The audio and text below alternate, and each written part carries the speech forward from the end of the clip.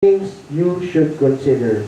Your personal belief, social, cultural, and religious. Bear that in mind. And number two, and most important for this discussion, is your own duty and responsibility as professionals. So pag gano'n na usapan, ano ang hahanapin natin? Yung code of ethics nyo. Hinagilat ko pa yung kagabi ng madaling araw. Kasi ang haba ng code of ethics ninyo. Ang tsatsaga, ang sisipag ng mga nurses gumawa ng code of ethics, pwede na lang naman do no harm. Tapos, di ba? Do no harm. Ito, ang haba ng code of ethics ninyo. Pag nakalagay na yung code of ethics, gumaya tuloy sa inyo mga doktor, ang haba na rin ng code of ethics. Pag nakalagay yung sa code of ethics, we will now follow, siguro kabisado na ng mga nurses to, kasi fourth year kayo lahat, di ba? Tama. So, kabisado na nila yung code of ethics nila. Tama, di ba? So, alin sa code of ethics ang dapat yung tandaan na may correlation or there is a correlation or there is a link to the RH bill. Ibig sabihin ito, di ba pag ang code of ethics, violate mo, patay ka, administratibo, PRC, tanggal lisensya. Something to that effect. Immoral conduct or conduct unbecoming a professional or a nursing professional. So, dapat, alamin ninyo kung alin yung mga provisions sa Code of Ethics niyo na babangga sa RH Bill. Ito, Article 2, Registered Nurses and the People. Consider the individuality and totality of patients when they administer care. Respect the spiritual beliefs and practices of patients regarding diet and treatment. Taking into consideration the culture and values of patients in providing nursing care. So, nakalagay sa Code of Ethics ninyo. Ibig sabihin, kahit pa hindi nyo gusto ng pasyente, since para mga consideration ng pasyente, re-respetuhin ninyo.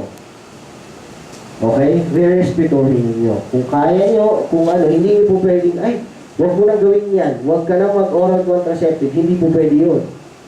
Unless it is medically indicated. Hindi mo pwedeng sabihin na, ano ba yung IUD? Ano yan?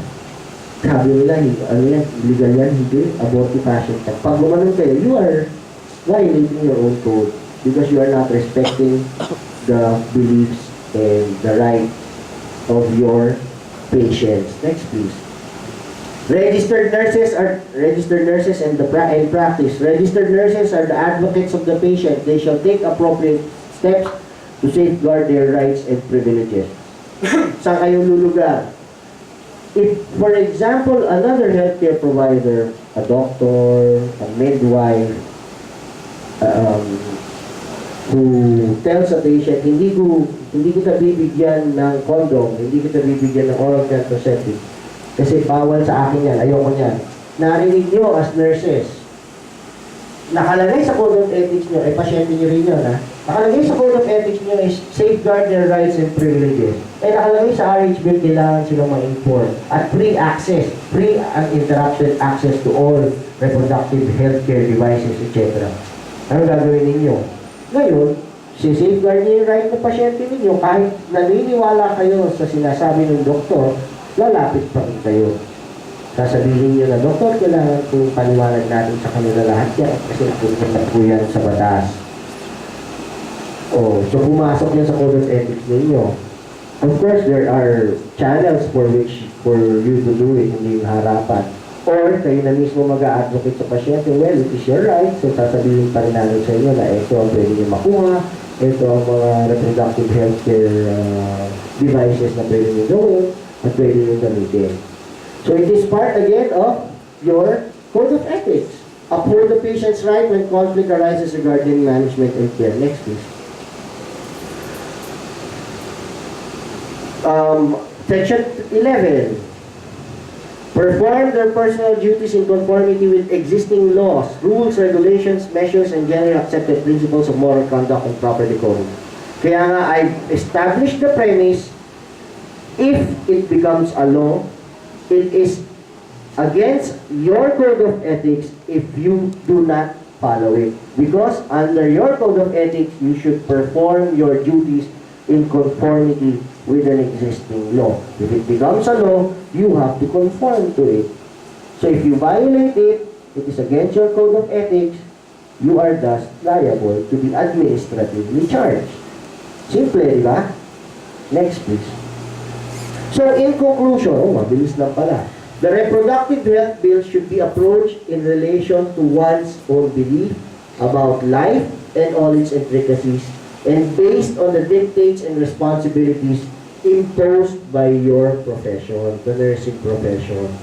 So I tell you right now, since you are aware of the provisions of the RH bill, in the absence of any mandated stand by the Philippine Nurses Association, you can make your own. Habang hindi pa siya batas, you can make your own based on your own ethical and moral beliefs, based on your code of ethics and based on your spiritual, cultural, and religious belief. Pero pag naging batas na yan, kailangan may stand kayo. And I would like to advocate also to the leaders of the nursing profession to take a stand habang bill pa lang siya. There are public hearings that are being made in Congress right now. Take a stand, tell them what you know. If you believe what I've said about schools of thought on where does life begin, you tell them about it. Kasi kayo ang hahanapin, kayo ang tatawagin, kayo ang hahanapan ng sagot. Because what they think is, alam natin ito. Because we are healthcare providers. Last question is, malapit na pala matapos. Gusto mo ako na? next please. What is my personal stand on the RH bill? What is my personal stand on the RH bill? I'm not gonna tell you. Kasi I have to be, hindi dapat ako magbigay ng opinion. I'm not here to sway, I'm just here to teach you on the merits of the bill. But the picture next will tell you my stand. Next. That is my kit. 8 months. Cute, no? I will, if your kit is just like that, I can have 10 of it any single time. That is my stand on the RH bill. Thank you for listening, and if you have any questions, feel free. Kamukha ko, diba? Kamukha. Balik mo. Alam mo, gusto ko lang kailangan ko kasi ng survey. Sa Facebook, yan ang aking atanggal. Profile pic. Nung nilabas niya lang, kit ng anak mo, kamukha ng nanay. Mga 40 comments, puro kamukha ng nanay. Kamukha ko ba? Oo. May hawig sa akin. Huwag na yung kulay, ha? Talagang hindi ko kulay yan. 2 years ago when I started, when I lectured here, wala pa yan. It's just 8 months. Okay? So if you have any questions, feel free to ask now or forever hold your peace.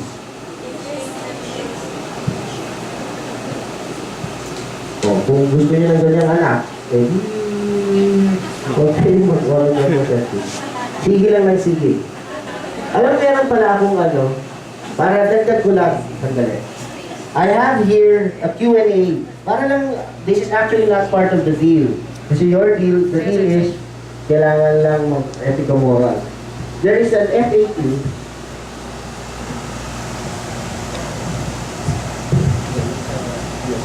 There is an FAQ or commonly asked questions kung ano yung mga madalas na pinagtatalunan ng pro-life and pro-choice. So baka gusto nyo malaman lang. Actually, ang problema dito, this is a pro-choice, ay pro-life na question, na question and answer. Para lang at least kasi nakita ko ganda ng mga bali-taktakan nila at pag-uusap nila sa tulong. Wala siya nyo lang sir. O yun na nga sinabi. What is the pro-life response to abortionist argument? It's not a baby. It's just a blob of tissue. Yan, nasagot ko na. When a woman is pregnant, science tells us that the new life of she carries a completely and fully new human being. Ito is arguments that you could use, ha? O, sinabi na natin yun. It's my body, a woman's choice. Yun, di ba? That is it. That's the essence of pro-choice. It's my body, it's a woman's choice. So next, anong sagot ng mga pro-choice yun? Anong sagot ngayon ng pro-life? Downtown, sir. Every mother is faced with profound decisions to make herself to make for yourself and your child. But these decisions can never include the right to kill the baby. Mother facing difficult pregnancies require accurate and compassionate information about the facts of fetal development as well as the practical help that is available to them. So there are always answers. Ang sabi ng pro-life, there are always answers to your question of choice. And part of that choice, not part of that choice is yung abortion. Kasi sa States, if you remember Roe versus Wade, kung narinig niyo yung Roe versus Wade, ginagamit siya sa pelikula. It is the landmark case on abortion. Kwento ko lang. Maaga naman ako, di ba? Tama ba? Pwede pa ako. Can I still talk? Sa Roe versus Wade, yun yung landmark case about abortion. Si Jane Roe dapat yun. Jane Roe, gusto niya pa-abort yung anak niya. Ayaw niyang ilabas. Sinabi niya ngayon, nakalagay sa batas, nakalagay sa 4th Amendment ng Amerika na I have the right to privacy and I have the right to choose. So, ang sabi ng dinimanda niya ngayon yung Estado, dinimanda niya yung Amerika. Sabi niya, you should provide me the right to abort my baby because this is my body and this is my choice. Doon nagkagulo kasi nanalo siya dun sa kaso yun. Binigyan siya. Ang problema, na ilabas niya yung baby kasi tagal naman, alam mo sa mga husgado, tagal yan. Ang tagal yan eh. 2 years, 3 years, bago natapos yung kaso, 9 months lang yung panganganak. Hindi niya in-abort. Kasi bawal yung abort eh. O, kukulong siya.